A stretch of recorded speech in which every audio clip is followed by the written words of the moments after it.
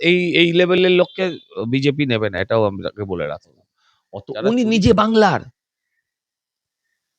বাংলার, এই যে আপনি বলছেন অবাঙালি বাঙালি উনি বলবেন, উনি কোথাকার? ভারতবর্ষে আইন ব্যবস্থা একটু ডিলেড হয়, এটা হচ্ছে শুভ লক্ষণ। এটা হচ্ছে সারাদিন ওই রাত্রে সারা রাত্রে ডিনার করতে পারিনি, এত ব্যথা পেয়েছে অমিত শাহ শশী পাজার কথা।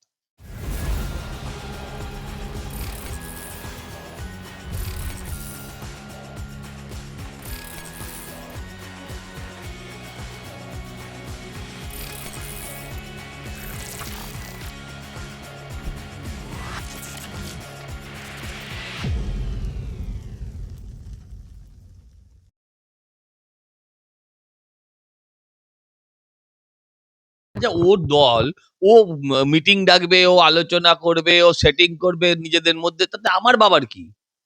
করতেই পারে, গণতান্ত্রিক ভাবে করতে পারে, এতে এদের তো কোনো অবাক হওয়ার কিছু নেই। কোথাও একবার মিটিং করে হচ্ছে না, দুবার মিটিং করছে কেন? তার মানে নিশ্চয়ই কোথাও ভয় পাচ্ছে। ভয় পাওয়ারই কথা, ভয় পাওয়াই উচিত।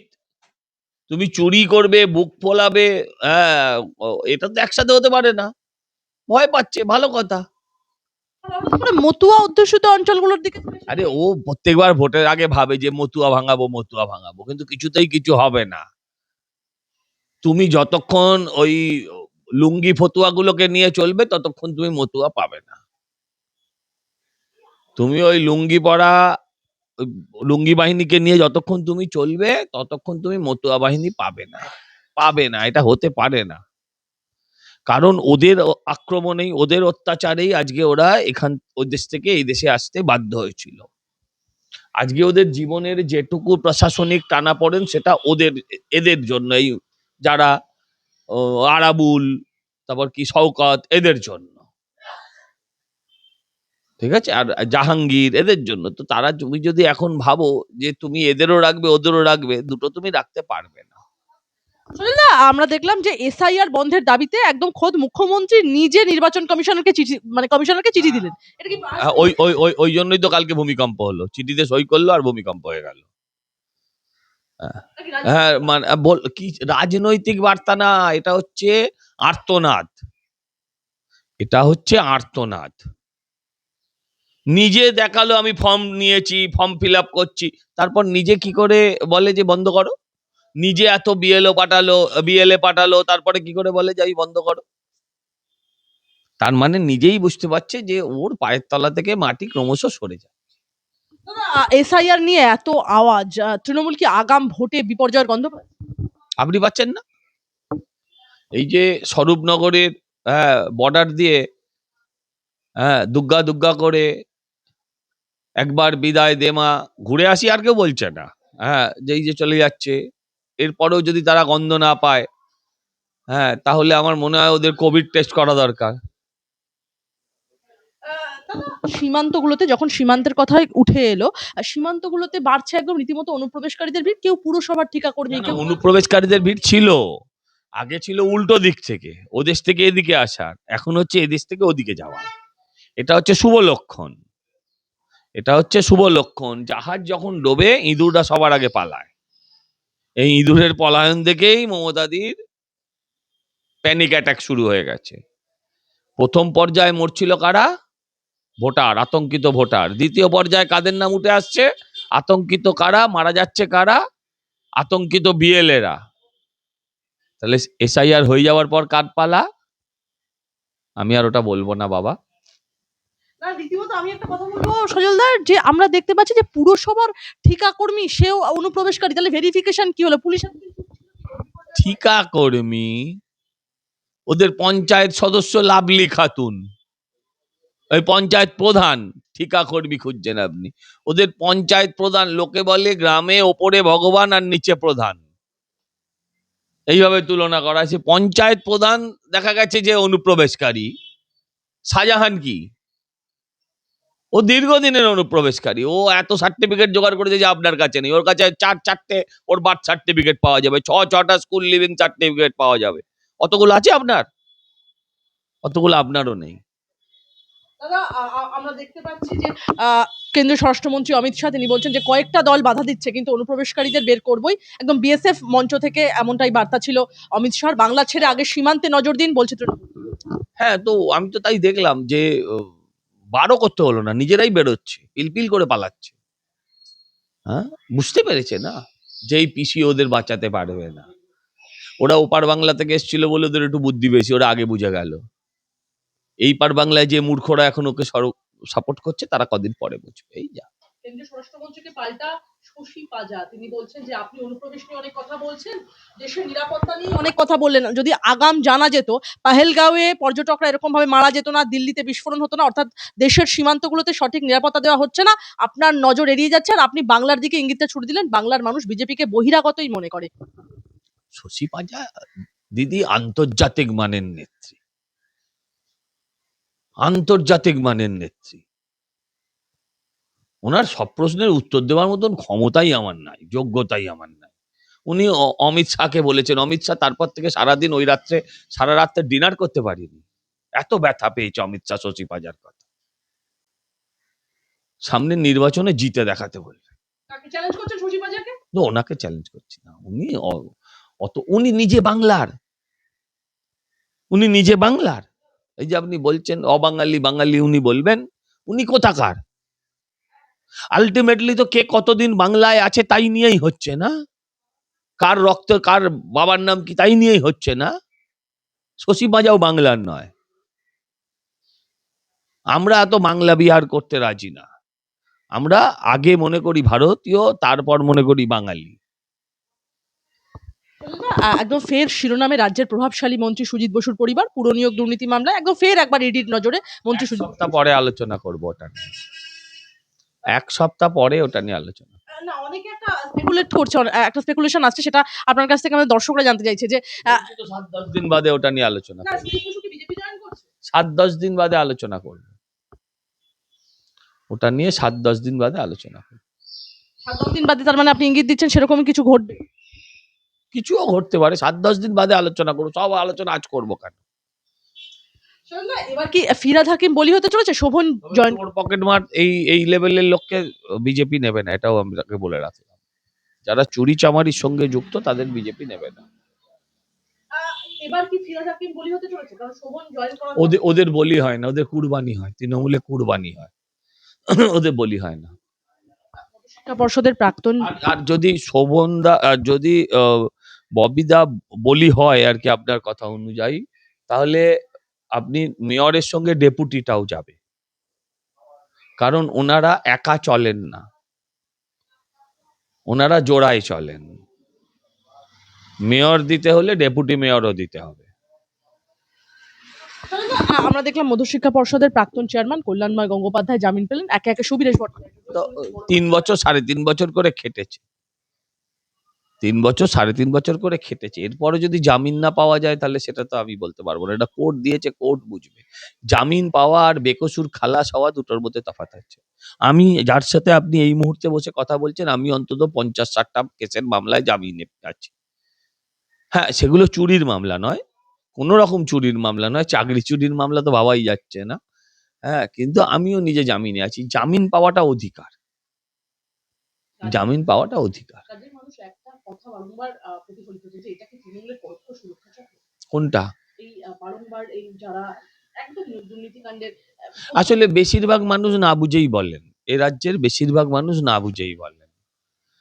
আচ্ছা, আপনি আমাকে আসলে মানুষ ভাবনা চিন্তা করে বলে না। এই ভারতবর্ষে ধনঞ্জয়কে ফাঁসিতে ঝোলাতে আমার এক্স্যাক্টলি মনে নেই, তবে 1 যুগের বেশি সময় লেগেছিল। সর্বোচ্চ আদালতের রায় পাওয়ার পরেও ধনঞ্জয়কে ফাঁসিতে ঝোলাতে 1 যুগের বেশি সময় লেগেছিল। কাসবের মতো একটা পাকিস্তানিকে ভারতবর্ষের মাটিতে বেশ কয়েক বছর বিরিয়ানি খাওয়াতে হয়েছিল।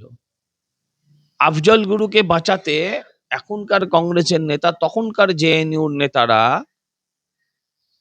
আফজল হাম শর্মিন্দা হ্যায়, তেরে কাতিল জিন্দা হ্যায় করে মিছিল করত।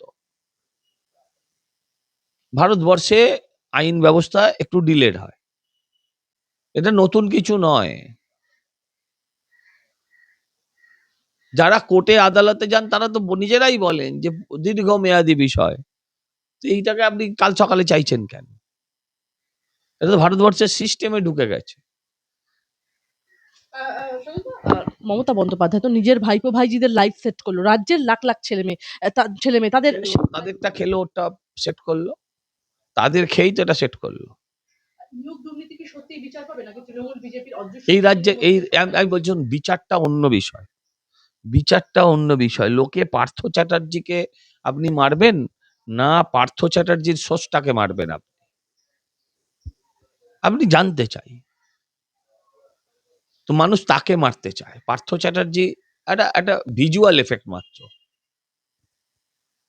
ঠিক আছে? তো আমি বলছি এই সরকার যতদিন থাকবে এইসব ঘটনা ঘটতেই থাকবে। অতএব এইসব ঘটনা থেকে বেরোতে গেলে একটাই রাস্তা, সরকারের উইকেটটা ফেলে দাও। চলো। আর সীমান্তের ওপারে গেছে ৩,০০০, এটা নিয়ে তৃণমূল কটাক্ষ করছে। ভোটার তালিকা বেরিয়েছে নি? না, কবে বেরোবে? সামনের মোবাইলটা নামাও, 14ই ফেব্রুয়ারি তো 15 তারিখ সকালবেলা আপনি আমার কাছে এই ডান্ডাটা নিয়ে আসবেন।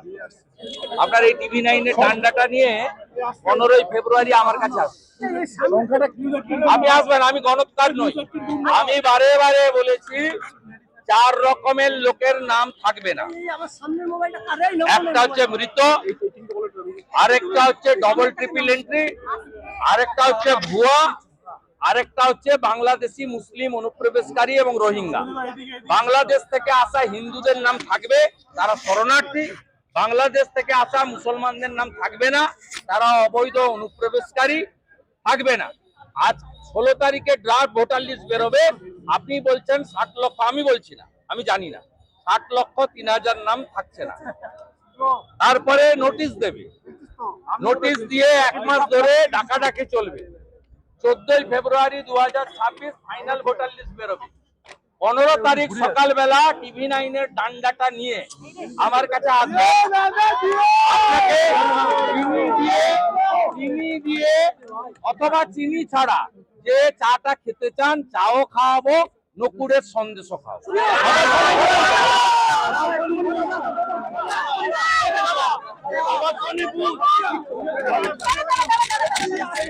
আবাসনে বুথ করতে জেলা শাসক, আবাসনে বুথ করতে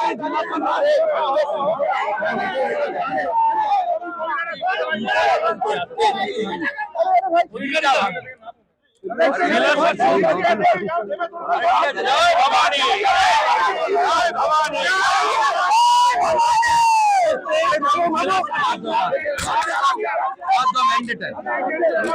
ম্যান্ডেটারি 250 বাড়ি অথবা 500 ভোটার, ইটস এ ম্যান্ডেটারি। এটা ম্যান্ডেটারি, এটা জেলা শাসকদের কাজ নয়। এটা হাউসিং এনওসি দিলে না দিলেও বড় কথা নয়। প্রিমিসেস থাকলে ইলেকশন কমিশন আপনার বাড়িতেও বুথ করতে পারে। এটা ম্যান্ডেটারি, চ্যাপ্টার ক্লোজ।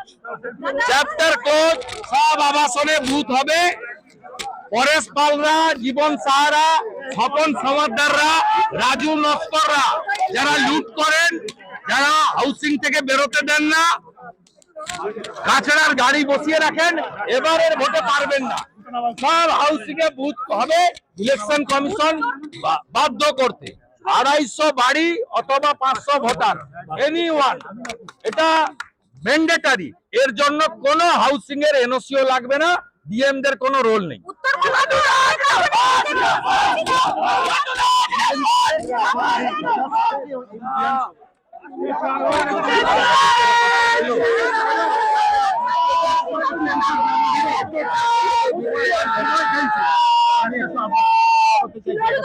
নাম্বার জানেন তো, মেসেজ করবেন। এই সপ্তাহে রবিবার অবধি টাইট আছে, নেক্সট উইকে দেখে সোমবার অথবা বুধবার।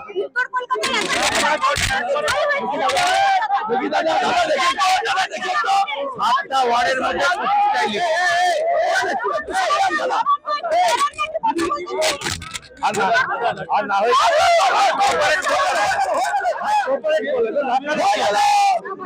আমি কোঅপারেট করে যাবেন।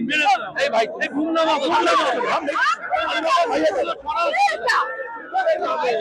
শান্তিতে যেতে দাও।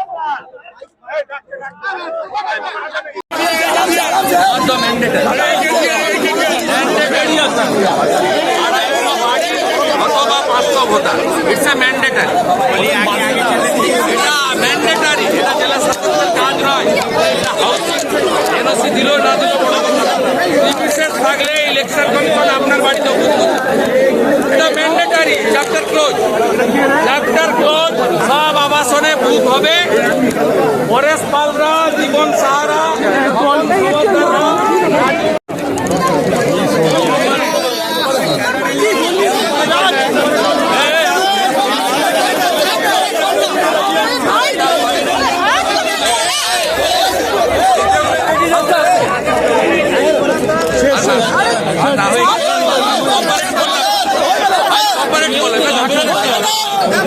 আমি ভাই